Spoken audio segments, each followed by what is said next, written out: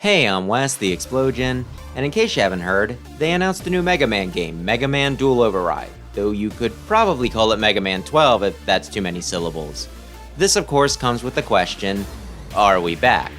While immediately jumping to that conclusion with the announcement of a single game seems premature, I do have to admit that this year has felt different for the franchise. If you're a more casual fan, you might not know what I'm talking about, and admittedly, as someone who makes videos on the Blue Bomber, I might just be a little more sensitive to this sort of thing. So let's give the state of things a look and try to decide whether this calls for pessimism, optimism, or, my favorite, cynicism. Also any other isms you can think of. As for how we got to the point where we even need to ask this question, well, there's a lot we could speculate on.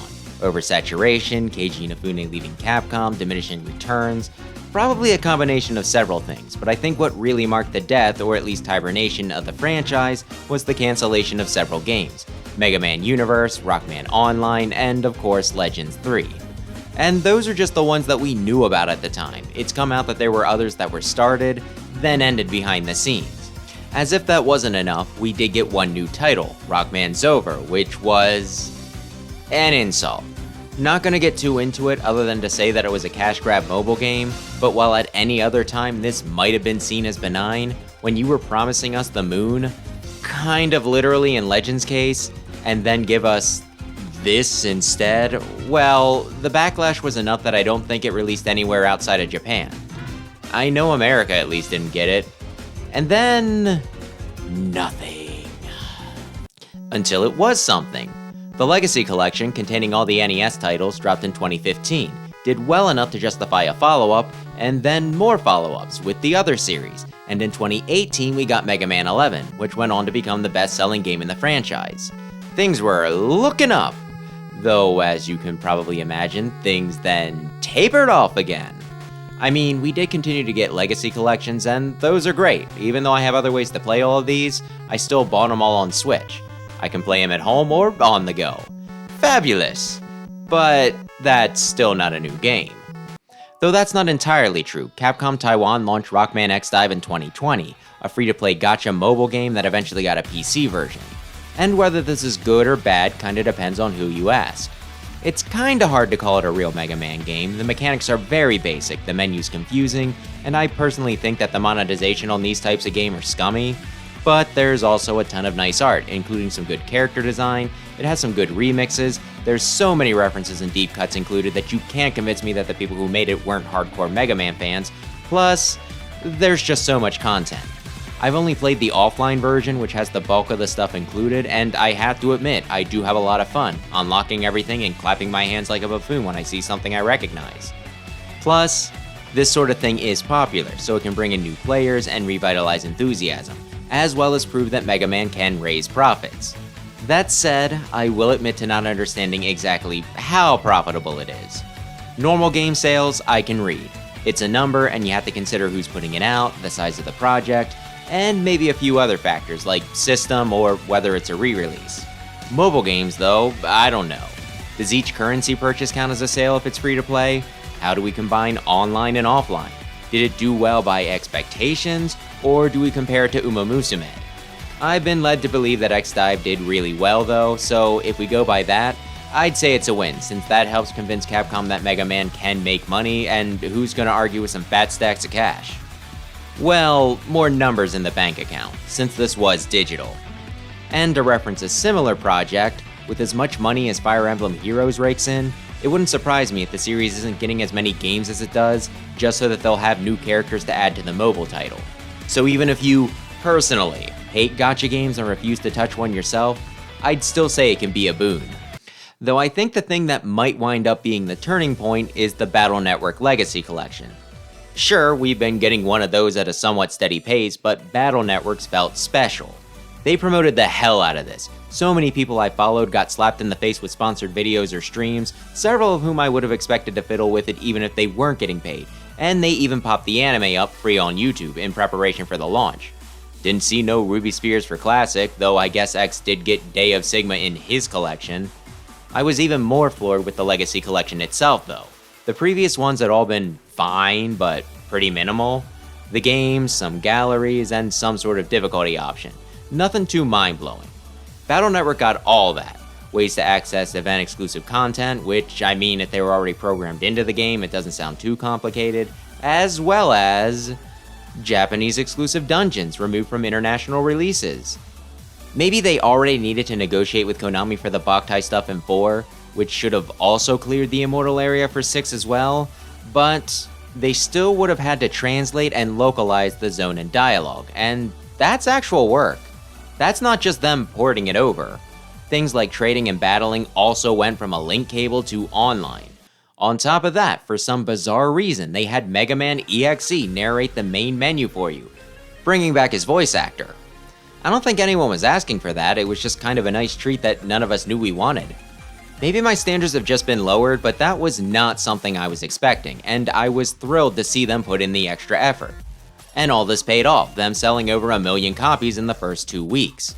Granted, they do count the sales of both collections together, and there were incentives to buy both at once, which does muddy the waters a bit, but this is also a bundle of old games, that there are other ways to play, not the shiny new thing exclusive to modern consoles, so I'd still say that this is massively impressive, especially since, if we do lump the double dips together, both the X and Battle Network collection sales would rival 11's.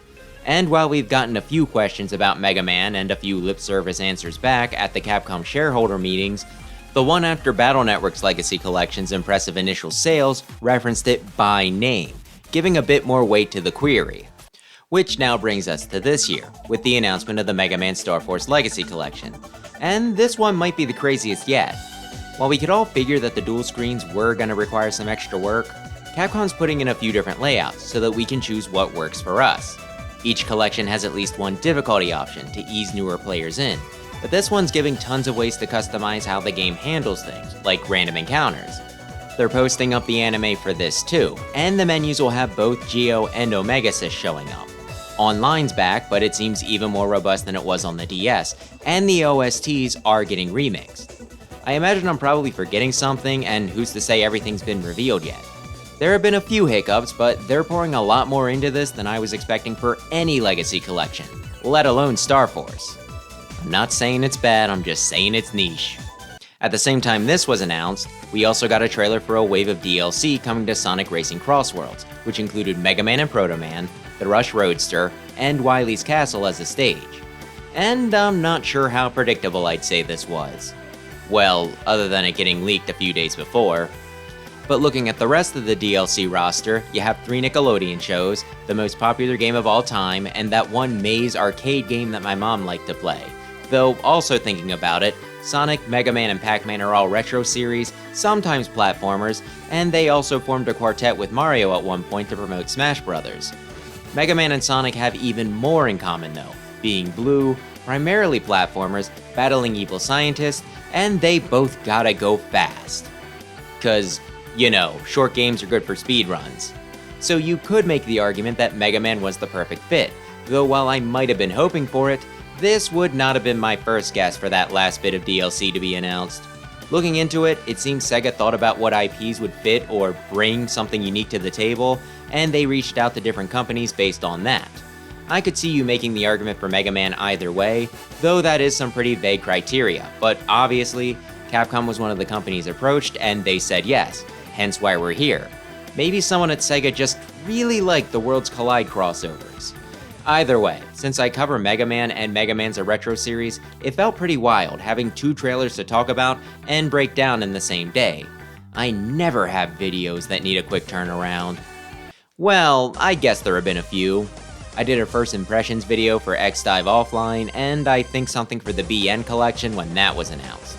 I've also done several videos on the Mega Man Timelines comics, a series of one-shots that Udon has been putting out for Classic, X, Zero, and soon to come hopefully, ZX and Legends. And this is another oddity. When Archie had the Mega Man license, they did just Mega Man. They started throwing in a few pages for X to build up to a full series near the end, then Archie slipped on a banana peel and broke his neck or something, and both their video game adaptations dried up. Sonic going to IDW and Mega Man on a hiatus that might as well have been a cancellation. So 5 books at once here is quite the spread. Not only that, but while Udon does publish a lot of Capcom stuff, for Mega Man, it's largely been translations and localizations of existing products, like art books and manga, And while they do a lot of original stuff for Street Fighter and Darkstalkers, those have mostly been miniseries, not ongoings. With timelines, each one-shot is meant to test the waters and see which people are interested in, and they'll decide if they stay a one-off, become a limited run, or even get an ongoing based on that, which I think is something new for them. So far, X's pre-orders were so good that he's getting a new series at the beginning of next year, though I'm hopeful he won't be the only one. Capcom's also closely supervising the books, not just rubber stamping whatever Udon proposes, so it's important to them too. While the line has certainly had its issues, I'd still say that this was another major Mega Man event for 2025. And of course, the biggest news was the announcement of Mega Man Dual Override. We haven't gotten a new mainline game since 11 in 2018, and even comparing it to just that, this feels different. Both games use a similar art style, are platformers, and introduce some kind of new gimmick, Double Gear in 11 and whatever Dual Override winds up being here. And that pretty much was the bulk of what 11 was, another classic game with all the bells and whistles that have been built up baked in, with one new addition of its own. I actually saw a good number of people lament that Proto Man and Bass weren't included, but here, we get a Proto Man whistle at the end of the trailer. Now, granted, we don't know how he'll be featured specifically, he could just wind up popping in to tell us to burn down a forest or something.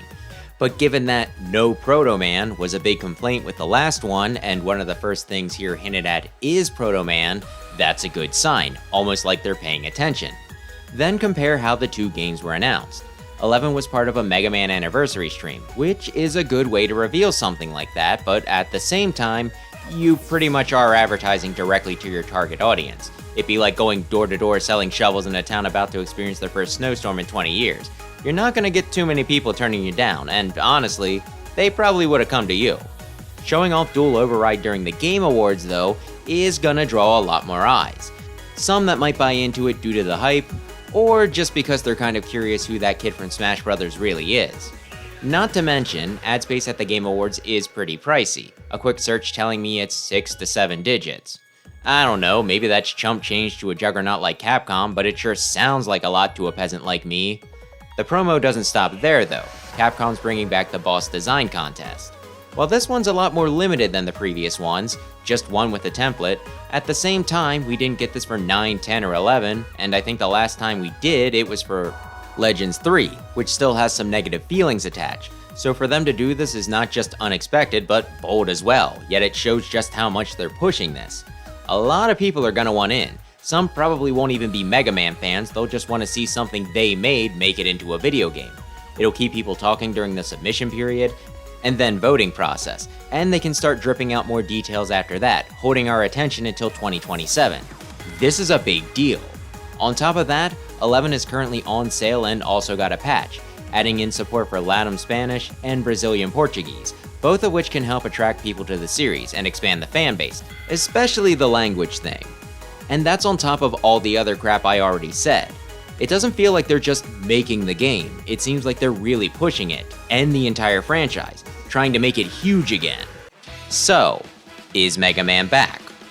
Well, if I'm being honest, I kinda thought we were when the Legacy Collection started taking off and 11 did really well, which might be why I'm a little hesitant to say yes here. Of course, as I've been saying, this does feel different. There's been so much focus on Mega Man this year. We're coming off a pretty successful re-release, with an even bigger one coming up. We have the normal slew of merch and localized products, a new line of comic books, and of course that very high-profile new game announcement, so things are looking up. At the same time though, there's no guarantee of anything. As much as I'd like to say Mega Man's back, I think taking this for granted would be a mistake. What I've wanted for years was a revival of the series, but I also try to stay reasonable. I know that games are in a much different place than they were back in the Blue Bombers' heyday, so what I've been whining for instead has been simply a chance to prove that there's still demand for Mega Man, that it's worth Capcom bringing back, and I think that's what this is. And of course, all the stuff I mentioned can help with that.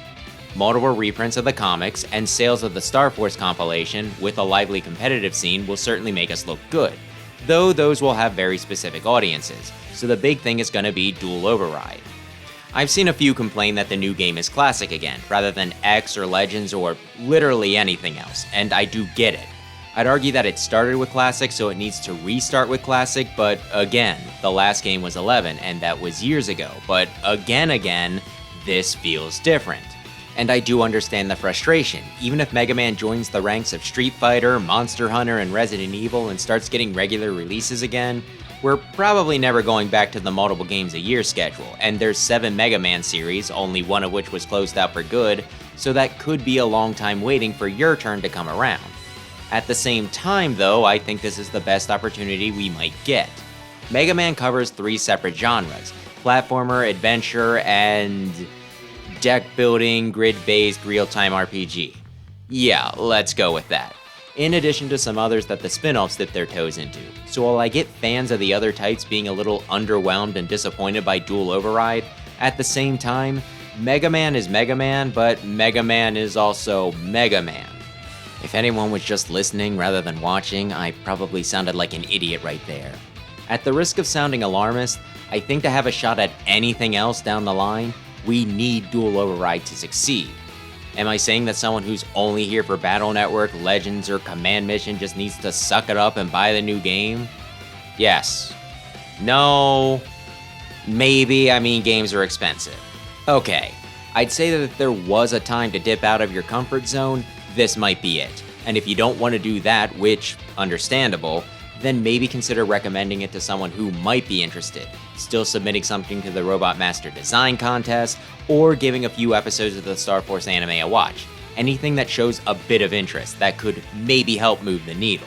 As for me, I will be pre-ordering, I'll pick up a special edition if that's on the table, and I might get a few extra copies as well to give out as gifts. Pretty sure there will be a Christmas in 2027. But that's just my take on the situation. Maybe Capcom already has the next 10 games planned out, or maybe this is just a once every 10 years throw the fans a bone to make them think we care sort of thing, and the release dates of the few other side projects just happen to line up.